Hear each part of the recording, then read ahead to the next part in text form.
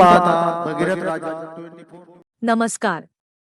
आर्णी शहरातून एक महत्त्वाची बातमी. आर्णी बसस्थानकावर झालेल्या पाकीट चोरीच्या गुन्ह्याचा पोलिसांनी अवघ्या 24 तासात उलगडा केला आहे.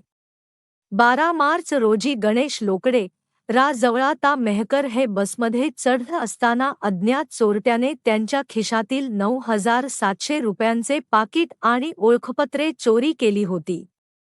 या प्रकरणी आर्णी पोलिसांनी तपास करत सय्यद लादीन सय्यद मृनोद्दीन दिग्रस याला ताब्यात घेतले. आरोपीकडून 2,500 रुपये आणि महत्त्वाची कागदपत्रे जप्त करण्यात आली आहेत.